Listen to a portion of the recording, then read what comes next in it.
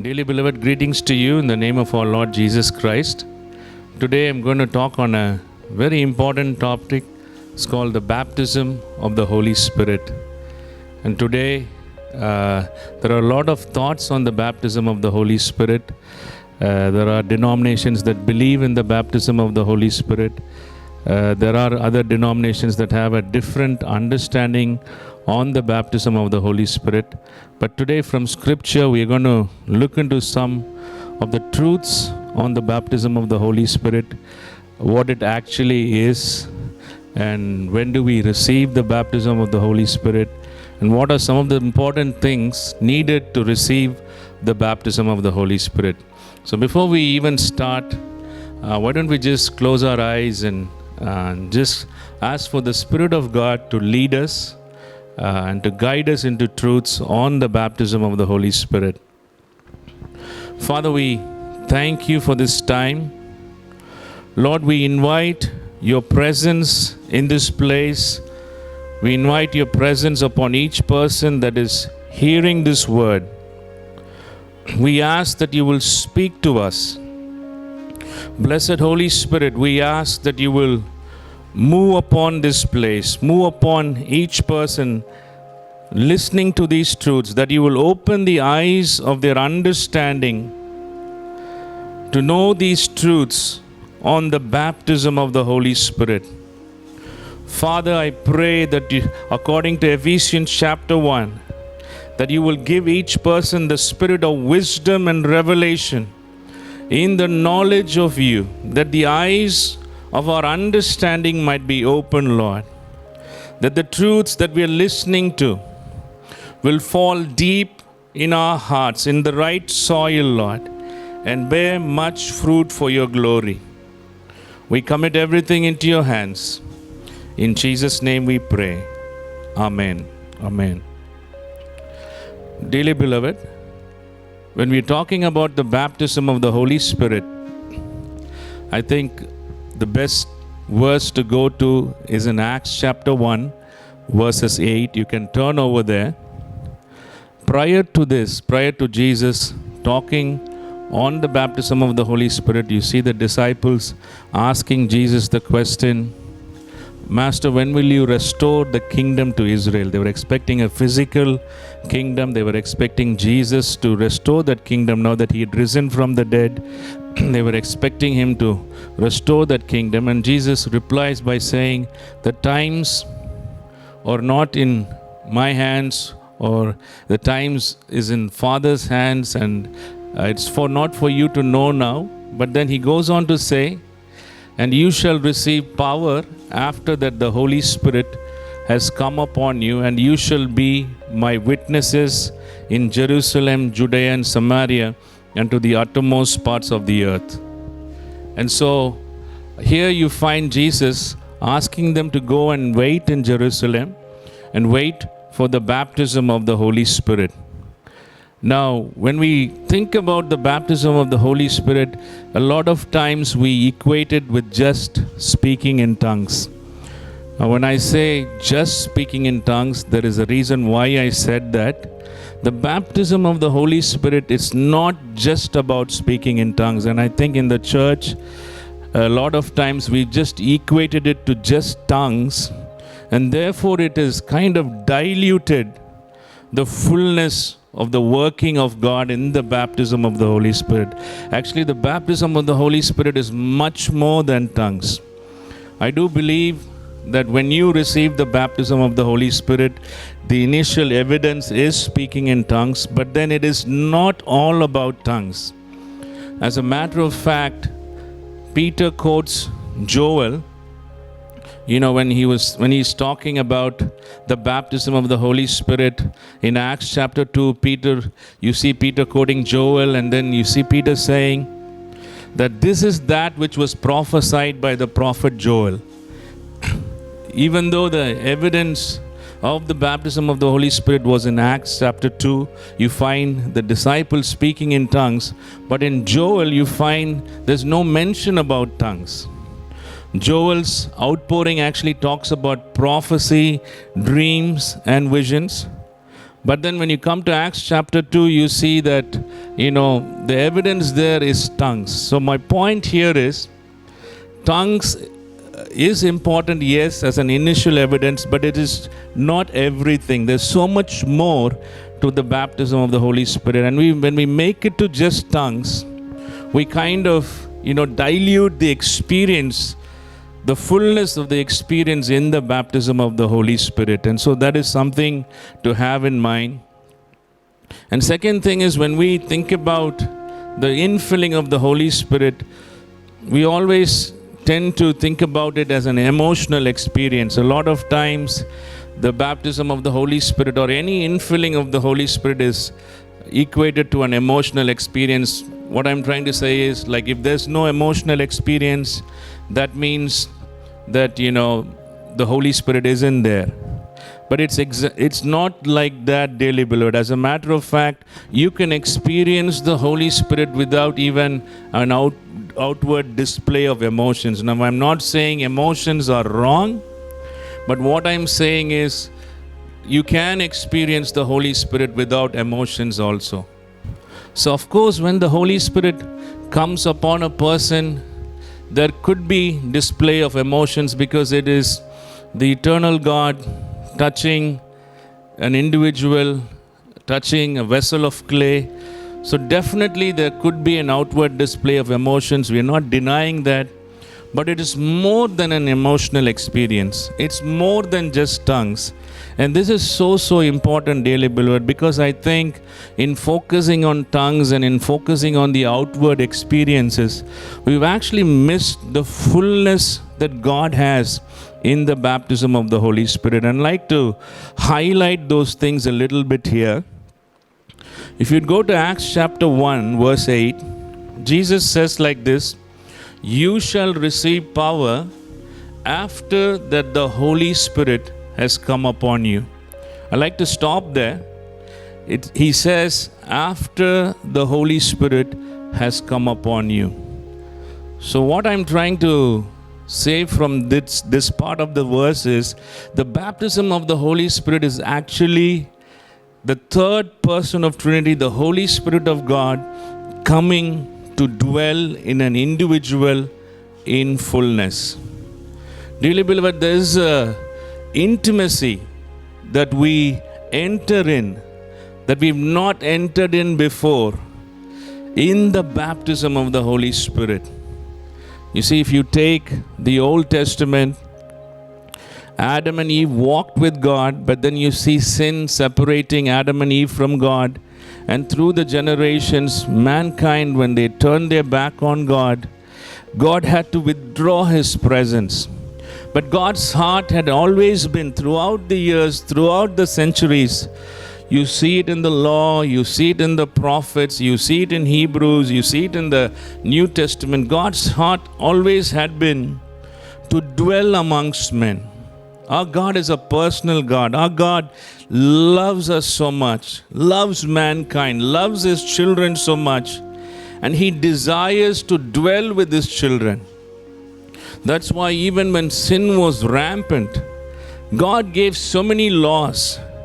I really believe the purpose of those laws and the purpose of the tabernacle and everything was so that man can fellowship with the holy God. You see, in the Old Testament, the sacrifices weren't complete, the sacrifices weren't perfect, but even amidst that, God so much wanted to dwell amongst men. A holy God wanted to dwell amongst men. And when I mean holy God, what I mean is, holy God cannot dwell amongst sinful men, because His holiness, His righteousness demands justice on sin. But still, God wanted to dwell amongst man so much that even in the Old Testament, He made provisions for that. That's why He came down on Mount Sinai. He came in the most holy place in between the cherubims and the Ark of the Covenant, fellowshiped with the high priest, fellowshiped with Moses. And through the ages, you see God fellowshipping with man. But His heart had always been to be as close as possible to man. When Jesus came on this earth, Jesus when talking about the Holy Spirit, he says, He shall be with you, and someday He shall be in you. If I can put it like this, the baptism of the Holy Spirit is kind of a fulfillment of the heart of God to dwell with man as closely as possible. It is God in His fullness coming to dwell in a human being.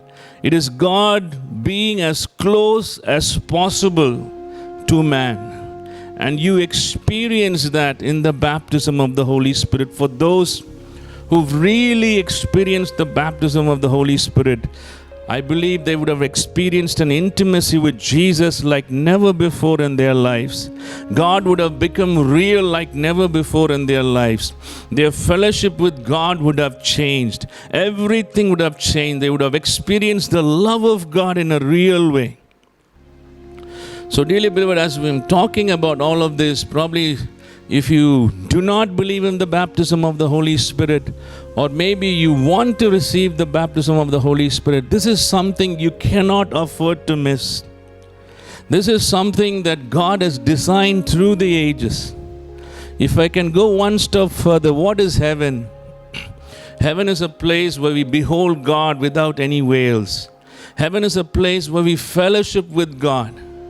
We experience His love. We experience His goodness. We experience the presence of God. The Word of God says, in His presence there's fullness of joy.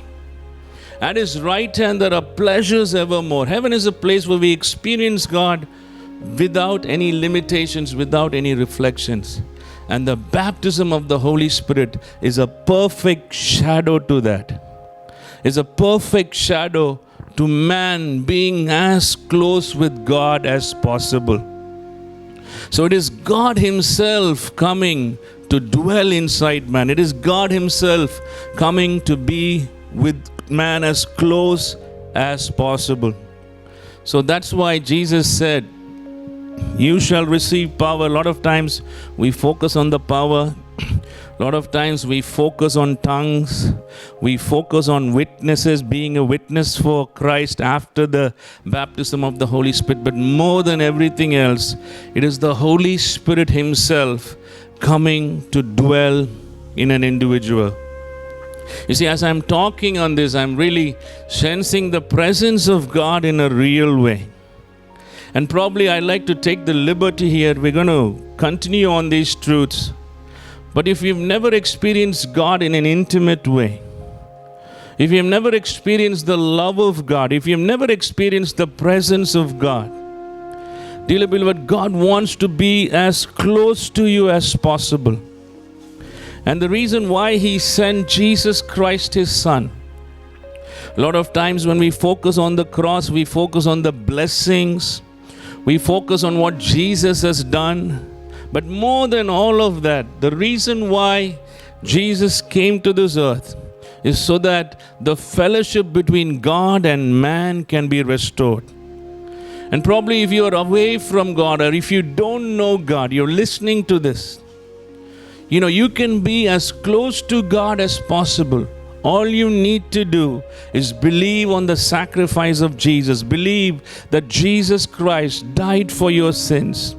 Believe that He paid the penalty for your sins. And if you will surrender your life to God, believing and confess Jesus as Lord with your mouth, God will remove the sinful barriers in your life. And you can get to experience the love of an eternal God, the love of an eternal Father in a real way in your life. Probably in your Christian walk, if you've never experienced a deep, intimate fellowship with God, dearly beloved, God longs for that fellowship. God wants to fellowship with you. So even at this moment, I like to just take a little deviation here and pray for each one of you that you can experience God's presence in a real way. Why don't you close your eyes, and if it is okay, please stretch your hands towards the camera. I like to pray for you. Father, I pray for each person listening, Lord. I pray for each person. Firstly, I pray for the people who do not know you. God, you love each one of them so much. You paid the ultimate price for their sins, Lord. so that you can be with them, so that you can fellowship with them. And God, I pray for the people, Lord, who do not know you. Lord, let them experience your love in a real way right now. I pray for the presence of the Holy Spirit to come upon them, for the comforting presence of the Holy Spirit, that they will experience your love, your presence, Lord. And I pray for your people, Lord. Probably they're far from you for some reasons. Lord, remove those barriers. Help them to understand it is all about relationship. It is all about fellowshipping with you. It is all about walking with you, Lord. I ask in the name of Jesus that all barriers be removed. I ask for the presence of the Holy Spirit to descend upon each person, Lord. We glorify your name. We glorify your name. In Jesus' name, amen. Dearly beloved, the second part of the verse, you shall receive power after that the Holy Spirit has come upon you. You shall be my witnesses in Jerusalem, Judea, Samaria, and to the utmost part of the world. Before we look into the second part of the verse, there's one more thing I like to highlight here. The baptism of the Holy Spirit. There is an important truth in the word baptism. When we think of baptism, we think of sprinkling by water. Then the other thing is usually what we call immersion in water. So the word baptism here actually means being immersed totally in water. In water baptism, what happens is we immerse a person totally in water, which is actually a sign of their dedication. In Matthew chapter 3, verses 11 to 12, you find John the Baptist talking about the coming of Jesus. And he also brings a differentiation between him and Jesus. He says, I baptize you with water, but there's coming a person who's greater than me. He will baptize you with the Holy Spirit and with fire. And then he goes on to talk about the cleansing that happens after that. But then John says he will baptize you with the Holy Spirit and with fire. So, interpreting the word baptism, bringing it into the baptism of the Holy Spirit, I can say Jesus immerses us in the Holy Spirit and with fire. The baptism of the Holy Spirit is actually the Spirit of God coming and filling a person's spirit, soul, when I mean soul, mind, will, emotions, heart, and then every organ, every part of the being of that person. God coming and filling that person in fullness, immersing that person in the Holy Spirit, immersing that person in fire. And I believe the outflow, the final outcome of that is where God takes hold of our tongue and where God gives us languages. So we'll get into that a little bit later, but my point here is, it is Almighty God coming to dwell in a person in fullness. Can you just think about it? The eternal God, the limitless God, coming with all His power, with all His might, with all His wisdom, with all His understanding, and coming and dwelling in a person in fullness. Now, you might be thinking on this and you might be wondering, have I been really baptized in the Holy Spirit? Because some of the things that I'm hearing is new. But dearly beloved, you take the scriptures and see. You take David, for example, an entire nation was in fear. King Saul was in fear. The mighty warriors were in fear. And here is this giant Goliath. He's been trained from his childhood. He's a mighty warrior. And here comes a shepherd boy who doesn't know much about warfare, probably nothing about warfare. And he has the boldness to go and confront Goliath and defeat him when an whole nation is in fear. How could somebody do something like that, achieve something like that? David was possessed by the Holy Spirit of God. David was filled with the Holy Spirit of God. Elijah, before the 400 prophets, before Ahab, before a whole nation, he challenges and he boldly stands. And he says, the God who answers by fire is the living God. You know, think about it. Me and you in a situation like this, a whole nation is against us. And we are in a place, where we need God to bring fire from heaven. Could we joke during that time? Probably most of us would have fasted 40 days. We would be praying, oh God. But Elijah had so much of boldness. Why? Because he was filled with the Holy Spirit of God. Dearly beloved, there is a realm, I believe, as a church we need to enter into a full understanding of the fullness of the Holy Spirit. Because in the end times, if all the prophecies that have been given for the church have to be fulfilled, if you're going to see nations come to Christ, if you're going to see the dead rise, if you're going to stand before government offices and boldly proclaim the word of God in power, we need to discover what it is to walk in the fullness of the Holy Spirit. When I talked about God coming to dwell in a person in fullness, in power, in wisdom and understanding, you take the example of Daniel. Daniel had 10 times more wisdom than all the astrologers and the wise men. I want you to just picturize a king who's probably ruling half of the known part of the world. Imagine the wise men that would have been in his courts. Imagine the astrologers. Imagine the sorcerers. How wise they would have been. And here the Bible says, it doesn't exaggerate when the Bible says that. It says Daniel had 10 times more wisdom. Where did that come from? That came from the Holy Spirit of God. Dearly beloved, when the Spirit of God comes to dwell in an individual in fullness, there is a potential that is unleashed. There is a grace, there is divine grace that flows out of that individual. And if we can only experience God like that, if we can only believe that the greater one is inside us, if we can believe all that God is inside us, for those of us who have already received the baptism of the Holy Spirit, there is so many things we can accomplish in this world, dearly beloved.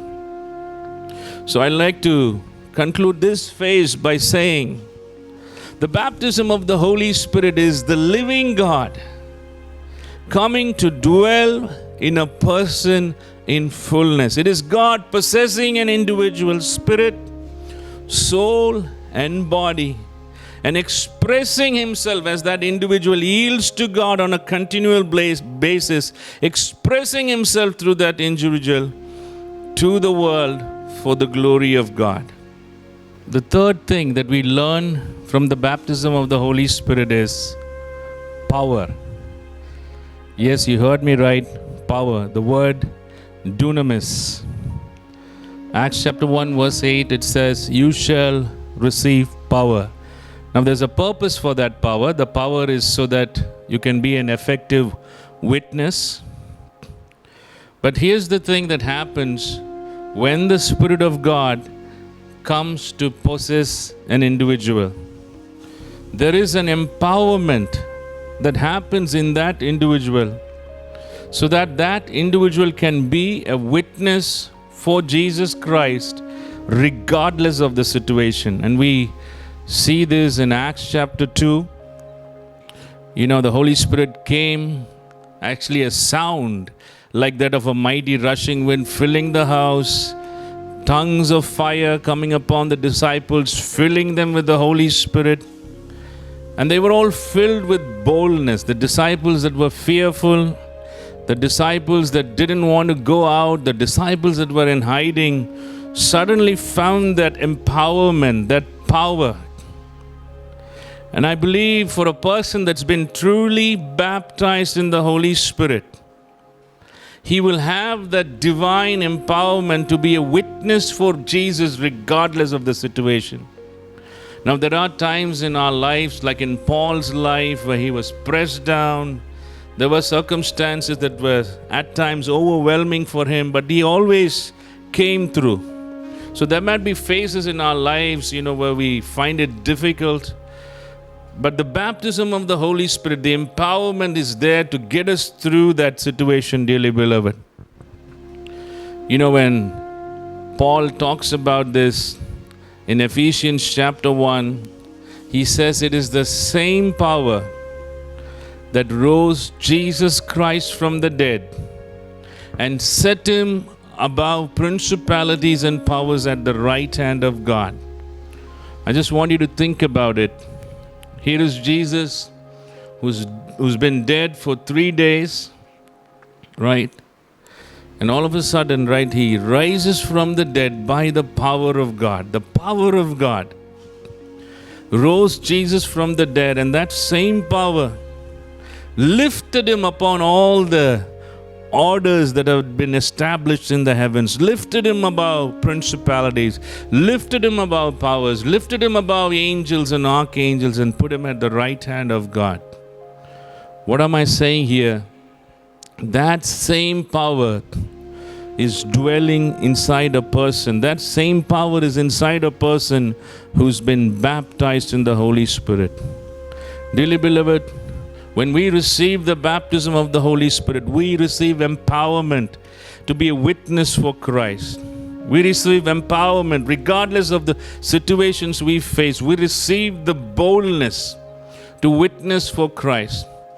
Regardless of how dark things might be around us, regardless of the opposition, regardless of the words that have been spoken against us, we can stand with boldness and bring light.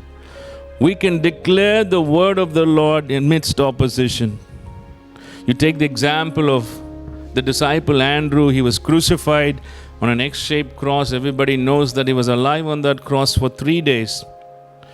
Imagine the excruciating pain. Imagine the suffering that Andrew would have undergone. But you know what we learn from reading history? That on the cross for 3 days he preached the gospel. For 3 days. When James was pushed from James, the brother of Jesus who wrote the letter to James, when he was pushed from the temple, he fell down, broke his knees. When his knees were broken, he was praying for his persecutors as they killed him. How were they able to do that? The power of God enabled them to do that. Dearly beloved, for a person who is truly baptized in the Holy Spirit, he will have that divine empowerment. And I believe we need to discover that. We need to discover the empowerment as in Acts, mentioned in Acts chapter 1. We need to discover that empowerment, dearly beloved. The way I like to put it like this is, I don't let my experience determine the Word of God. I let the Word of God determine my experience. And if my experience falls short of the Word of God, then I question my experience, not try to fit my experience to the Word of God, dearly beloved. Has God really come to dwell in fullness in our lives? Have we been really empowered by the Holy Spirit to be a witness? Do we have the dunamis power? These are some of the things we need to think on, dearly beloved. Now, the next thing I'll go into discussing on the differences in receiving the Holy Spirit in salvation and then being actually baptized in the Holy Spirit. And then after that, we look into what are the things we need to do to receive the baptism of the Holy Spirit. The reason why we are doing this is because some people believe that you already have the Holy Spirit during salvation, so why do we need to have another experience? And many people have this position, and so they reject anything that has to do with the baptism of the Holy Spirit. Many believe that they've already been baptized in salvation, therefore they don't need a different experience. Dearly beloved, if we look at Scripture, and again I like to make a point here, a lot of times we can view Scripture based on our individual preferences, based on the way we've been raised, based on our traditions. And a lot of times we don't read Scripture totally yielded to God in a place of surrender. We already have our theological positions, and then from that point we try to, without our knowledge even, we try to interpret Scripture. And so quite a few times what happens is we find scriptures that fit in with our seemingly fit in with our theological understanding. And so we take those scriptures to justify our position. But rather than doing that, not just in regards to the baptism of the Holy Spirit, but in regards to any truth in the Word of God, the way we come to the Word of God is come to the Word of God without any prejudices, without any preferences, in a place of surrender and submission, saying, God, speak to me. God, show me from Scripture. And if we can come to a place of being neutral, allowing the Holy Spirit to speak to us, I believe He will shed light. Dearly beloved, if we look at Scripture, from understanding Scripture, we see that the baptism of the Holy Spirit is a separate experience apart from salvation. Now, I do believe that when a person accepts Jesus Christ, the Spirit of God comes to dwell in that person. I do believe that. There is a working of the Holy Spirit in salvation, because you can't say even that Jesus is Lord, but by the Spirit of God. So the conviction the Holy Spirit gives and the leading of the Holy Spirit is there in salvation, dearly beloved. So there is a working of the Holy Spirit in salvation, but then the fullness of the Holy Spirit is experienced only in the baptism of the Holy Spirit. And if we take scriptural precedent for this, you take the example of where Philip goes to Samaria. Philip preaches the gospel, and there's a lot of miracles. And the Word of God says, this is in Acts chapter 8, the Word of God says, and many believed and they were baptized. So what is believing and being baptized? That is being saved. But then when you read further, you find that they had not yet received the gift of the Holy Spirit. Meaning they had not been baptized in the Holy Spirit. Here is a group of people who accepted Christ, who were baptized, but they didn't receive the baptism of the Holy Spirit. So what does Philip do? He calls for the apostles, Peter and John, to come and lay hands on the people that they can receive the baptism of the Holy Spirit. And so here are these saved believers, and Peter and John come, and when they laid hands on these saved believers, they received the baptism of the Holy Spirit, speaking with other tongues. So you see here that the baptism of the Holy Spirit was a separate experience. These people were saved, they repented, they were baptized, but then they hadn't received the baptism of the Holy Spirit. Now usually those who argue saying that the baptism of the Holy Spirit happens during salvation, they quote the example of Cornelius and his household. Everybody knows the story where Cornelius invites Peter to come and preach, and Peter is preaching the gospel. And so as Peter is preaching the gospel, the Holy Spirit falls upon them. So they weren't even baptized yet. They were just hearing the gospel. They were believing the gospel. The Holy Spirit falls upon them. And so people use this passage to say that the Holy Spirit comes upon people, or the baptism of the Holy Spirit happens in salvation. Dearly beloved, if you read further, you find that they spoke in other tongues, meaning that it wasn't just the Holy Spirit coming and filling them. It was them speaking in other tongues. So probably if you are saying, according to this passage, if you are saying that you've received the baptism of the Holy Spirit, then according to this passage, you should be speaking in other tongues during salvation itself. It clearly says that Peter and the rest of the group with them, they heard them speak in other tongues. And I believe the reason why God allowed that was because the Jews needed a sign. You see, Peter had taken the step of faith and obedience to God, but even then Peter was still doubtful.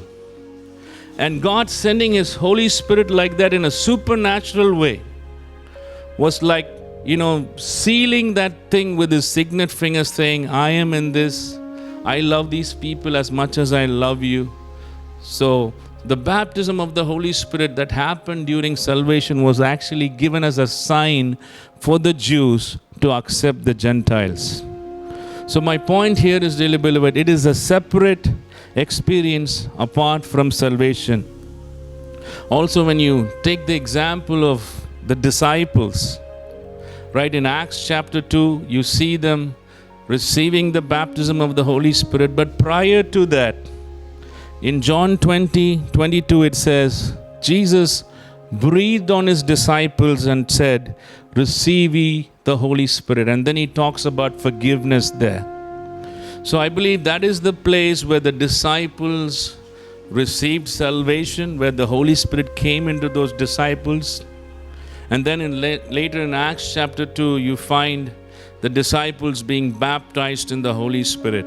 So there you have it, the Holy Spirit in salvation and the baptism of the Holy Spirit. So in concluding my point here, the baptism of the Holy Spirit is a separate experience. We do receive the Holy Spirit in salvation, but then the fullness of the Spirit of God, the fullness of His working, the fullness of His presence, the fullness of His love is experienced during the baptism of the Holy Spirit. Now, the next question would be is, do we always speak in tongues after the baptism of the Holy Spirit? Now, in looking at the examples from Acts, we see that each time they were baptized in the Holy Spirit, the evidence there was they spoke in other tongues, except in a place where it is not mentioned what happened there. But then generally, you see that the baptism of the Holy Spirit was with the initial evidence of speaking with other tongues. Now, probably people might be baptized in the Holy Spirit, not speak in tongues at that point, probably speak in tongues a little bit later. I know of a brother who came for prayer, and I prayed for him, we prayed for him, and we felt the presence of God filling that person, but then he didn't speak in tongues. But in the night, he went home in the night, he got up speaking in other tongues. So I really believe that the evidence of the baptism of the Holy Spirit is always accompanied by speaking in other tongues. And so, on the other hand, there is also what I believe, due to the misunderstandings in the baptism of the Holy Spirit, in focusing just on tongues, I believe a lot of people have received the gift of tongues. I'm going to say something controversial here, but haven't been really baptized in the Holy Spirit. According to Mark chapter 16, these signs shall follow them that believe. And the Word of God says they shall speak with other tongues. And I believe, since the emphasis and the focus has been a lot on tongues, and people come to God with the focus of speaking in tongues, I believe a lot of people have received the gift of speaking in tongues, but they've never really been baptized in the Holy Spirit. So that's something to think about and chew on, because it's something really controversial, but then you can examine it in the light of scriptures and in also the witness of the Holy Spirit. But again, coming to my earlier point, the baptism of the Holy Spirit is usually accompanied by speaking in other tongues. Now, how do we receive the baptism of the Holy Spirit? Number one, it's in Acts chapter 2, verses 38 and 39. Peter is preaching his first sermon, and then the people are pierced in their heart. They're cut to the core, and they ask Peter, "Men and brethren, what shall we do? What should we do?" And Peter says, "Repent and be baptized, that you might receive the gift of the Holy Spirit." So repentance and taking baptism, that is like being saved, is a prerequisite to receiving the baptism of the Holy Spirit. So salvation, a person needs to be saved. And again, from that passage, Peter tells the Jews, "You are the ones who crucified Christ, but God has exalted him, placed him at the right hand of the Father." So when the Jews heard this, they were cut to the heart. Now in listening to this, probably we might just shift blame to the Jews and says, "Yeah, the Jews crucified Christ." No, dearly beloved, it's your sins and my sins that put Jesus on the cross. And the first step to salvation is realizing that because of my sins, Jesus went to the cross. The Word of God says He was wounded for our transgressions. He was bruised for our iniquities. The chastisement of our peace was upon Him. By His stripes we are healed. So our sins, because of my sin, because of your sin, Jesus went to the cross. So when we realize that, and I believe salvation starts with that, realizing that because of my sin, Jesus went to the cross, and then we repent of our sins, believing the finished work of the cross, we are saved. So salvation, number one, is required for the baptism of the Holy Spirit. And secondly, going back to Acts chapter 1 verse 8 again, it says that the power of the Holy Spirit is given so that we can be witnesses, dearly beloved. I'll quote that verse verbatim. It says, "You shall receive power after the Holy Spirit has come upon you, and you shall be martyrs." That's the word used in the original there to mean Jerusalem, Judea, and Samaria, and to the uttermost part of the earth. So basically, the reason why the Holy Spirit comes upon an individual is so that we can be witnesses. What am I trying to say here? That our focus should be right, that our motive should be right. Why are we desiring the fullness of God? Why are we desiring the baptism of the Holy Spirit? What is the purpose? The purpose shouldn't be just so that we can speak in tongues. The purpose shouldn't be so that I can just receive power and do all these great things. What is the purpose? The purpose is wanting to be a witness for Jesus Christ. And dearly beloved, that is a place that each person needs to genuinely come to. And today, with sadness, I should say that, we've mixed so many things with this, that we really don't put the purpose first. We got to put the purpose first. And what is the purpose? It is to be a witness for Jesus Christ. For any person wanting to receive the fullness of God, his heart should be, "God, I want to be a witness, God. I want to be a witness in my office. I want to be a witness in my school. I want to be a witness in my family. I want to exalt Jesus Christ. I want to glorify Him. Therefore, God, baptize me with your Holy Spirit. Therefore, God, give me your power." And a lot of times why we don't receive the baptism of the Holy Spirit is because we're asking with the wrong motives. We're asking so that, I can build my own self, my ministry, or do whatever with it. But then when our heart is God, I want the empowerment so that I can be a witness for you. That's why I believe even those who didn't believe in the baptism of the Holy Spirit were empowered to do great things for God. Reason being, their motive was right. When our motive is to glorify Jesus, when our motive is to exalt Jesus, even if we don't believe in the baptism of the Holy Spirit, God anoints us, God empowers us, dearly beloved. And the very reason for everything is Jesus Christ. The reason for everything is Jesus Christ. And when I come to a place of wanting to glorify Jesus, to lift Jesus in everything, God will have no problems whatsoever giving the baptism of the Holy Spirit, baptizing us in the Holy Spirit. So first, we need to be saved. Secondly, our heart needs to be right. And thirdly, in John chapter 7, verses 37 to 39, Jesus says like this, he that is thirsty, and this happens in the last day of the feast. There's a lot of people. The Word of God says Jesus got up and he cried out. And this is what he cried out. If any man is thirsty, again, there's a condition that Jesus is laying down there. If any man is thirsty, let him come to me and let him drink. For as the scripture says, out of his belly shall flow forth rivers of living waters. This he spake about the Holy Spirit, who was not given yet.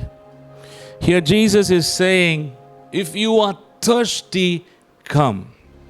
Dearly beloved, we need to thirst for the presence of God. We need to thirst for the power of God. We need to thirst for the anointing of God. And in this context, we need to thirst for the baptism of the Holy Spirit. We need to desire it, dearly beloved. You take the men and women of God whom God used in powerful ways. John G. Lake, for example. There was a deep working of the Holy Spirit prior to him being baptized in the Spirit. There was a longing that was birthed deep inside him, and this longing grew till this longing consumed every part of his being, and he had to have the baptism of the Holy Spirit. Now, there are those who say, we don't need to go into all those things. All we need to do is just believe. And I do believe that, dearly beloved. I do believe that we receive the baptism of the Holy Spirit by faith. I do believe that.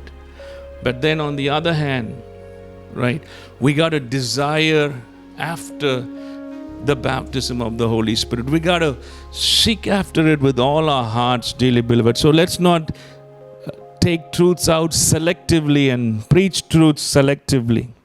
Yes, we receive the baptism of the Holy Spirit by faith, but on the other hand, we also desire the baptism of the Holy Spirit with all our hearts. Jesus said, if you are thirsty, then you can come. What does that mean? In another sense, if you're not thirsty, don't come. Right? Christ is not talking about, whether you have this talent or that talent, whether you're young or old. No. If you are thirsty, come unto me, come to me and drink. For as the scripture says, out of your belly shall flow rivers of living water. Dearly beloved, if we are thirsty for the power of God, if we are thirsty for the baptism of the Holy Spirit, if we are thirsty for God to baptize us so that we can be His witness, and when God baptizes us, rivers starts to flow out of us. Rivers of healing, rivers of deliverance, rivers of life, rivers of wisdom, rivers of counsel for multitudes of people for the glory of God. The fourth important thing is mentioned in Luke chapter 11. You can read from probably 11 verses 11 to 13. That Jesus is talking about parents giving good gifts to their children, and then he goes on to say, how much more will the Heavenly Father give the Holy Spirit to them that ask? Dearly beloved, we need to ask God for the Holy Spirit. And he goes on to say, give the gift of the Holy Spirit to them that ask. There's a few things I'd like to highlight here. He calls the baptism of the Holy Spirit a gift. What does that mean? That means we can't do anything to earn it. We don't deserve to earn it. As a matter of fact, everything that God gives, from our salvation to the gifts of the Holy Spirit, to everything that God gives, it is actually a grace that is imparted to us, dearly beloved. It is given freely. So when I go to God just believing that God will give the baptism of the Holy Spirit because of His goodness, because of His grace, not because of what I've done, what I've achieved. I want you to hear me right, because I want to bring a balance here, because this is so important, because we can focus on one part and miss the other part. Now, does that mean I don't need to prepare myself? Does that mean I don't need to be in a place of surrender for receiving the baptism of the Holy Spirit? No, dearly beloved. We do need to prepare our hearts. We do need to be in a place of thirst. We do need to be in a place of surrender.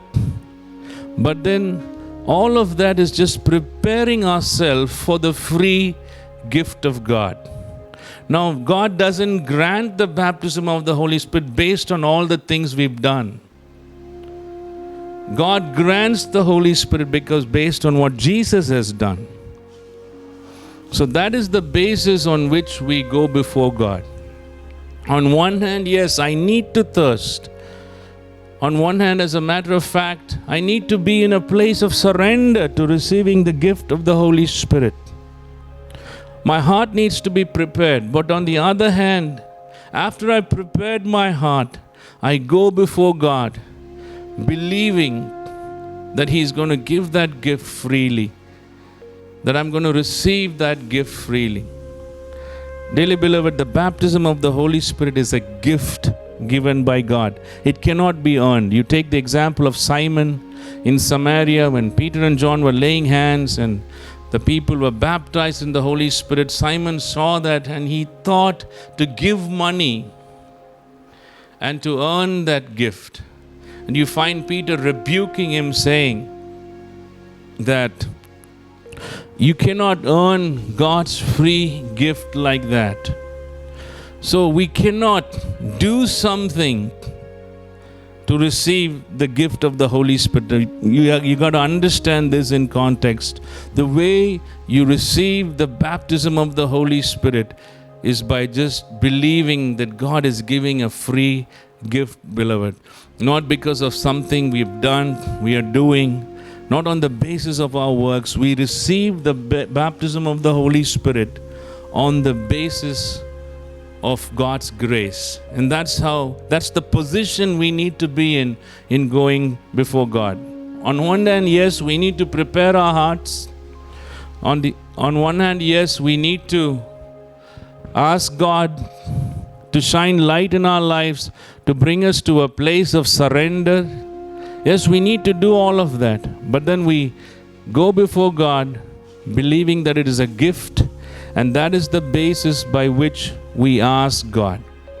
And this is an important truth, dearly beloved. It is a gift given by God. Finally, from that passage in Luke chapter 11, verse 13, there's few more things we understand from that passage. That Jesus, when He is talking about if your children ask you for bread or fish, will you give them a stone or a serpent or a scorpion? Basically, He's talking about something very essential. So the baptism of the Holy Spirit is something very essential. And then the other thing we understand from that passage is a relationship between the father and the children. There's a relationship of love. And so in that relationship, on that basis, is where we can interpret it saying that the Father loves to give His children the essential gift of the Holy Spirit. Now, dearly beloved, if you haven't yet received the baptism of the Holy Spirit, and you've been praying for it and seeking God for it, now if you've been saved, come to a place of thirsting after that. Come to a place of fully desiring it. How do you do it? You ask God to bring you to that place. Come to a place of surrender. I'm not saying a place of perfection, but a place of total yieldedness, total surrender. and then look to the goodness of the Father. Look to God, who gives the free gift of the Holy Spirit. And when you ask Him by faith, just believing that it's a free gift, God will baptize you with His Holy Spirit. So in concluding this session, why don't we just take a few moments to pray? Let's just close our eyes. Father, I pray for each person that has heard this word on the baptism of the Holy Spirit. Lord, I pray that you will continue to bring more light on the truths that they've heard, Lord. For those, Lord, that have heard this word for the first time, Father, I pray that your Holy Spirit will lead them into all truth, lead them into the fullness of God. God, there's a world that's waiting out there for your children to display your glory, display your power. And Lord, for long we've operated in shallow waters. We've operated in things of the past, Lord. Lord, we need a fullness of God that will bring this generation to the knowledge of God. Bring this generation to the crucified Christ. We need that kind of power, Lord. We need that kind of empowerment, Lord. So I pray for each person, Lord, that has already been baptized in the Holy Spirit, that you will help them to see all that is there in the baptism of the Holy Spirit. And for those who have not been baptized, now I just want you to believe by faith. Prepare your hearts for a few moments. Tell God that you want to be a witness for Him, that you want to glorify Him in everything. And even through this camera, I'm going to pray and ask God's Holy Spirit to come upon you. Just lift your hands to God. I'm just going to pray right now. Father, you are not limited by distance, Lord. Even now, for those that are seeking you with all their hearts, Lord, I pray for the power of God. I pray for the fullness of the baptism of the Holy Spirit to come upon them, Lord, for the fullness of God, that you will fill their spirit, fill their soul, fill their bodies, Lord, to the overflowing, Lord. To the overflowing, for the glory of your Son, Jesus Christ. Be glorified, Lord. Be glorified. And for those that are weary, Lord, I pray for a refreshing presence of the Holy Spirit to come upon them, Lord, that will remove all burdens, all weaknesses, all infirmities. In the name of Jesus, Lord. In the name of Jesus, we glorify your name. In Jesus' name we pray. Amen. Dearly beloved, God bless you. Hope you had a wonderful time listening to the truths on the baptism of the Holy Spirit. If you have any doubts or questions, you can always, the comment sections will be enabled. You can always ask or write to us personally. God bless you. And don't miss out on all that God has. This is the thought I'd like to finish with. If there is something that God has that allows us to do even greater things than what you've done for Christ before. If there's something available in Christ that we've not availed yet, why not we go for it? Go for the fullness of God. Go for all that God has. Go for the baptism of the Holy Spirit, for the fullness of the infilling of God. And do great things for God for His glory. Amen.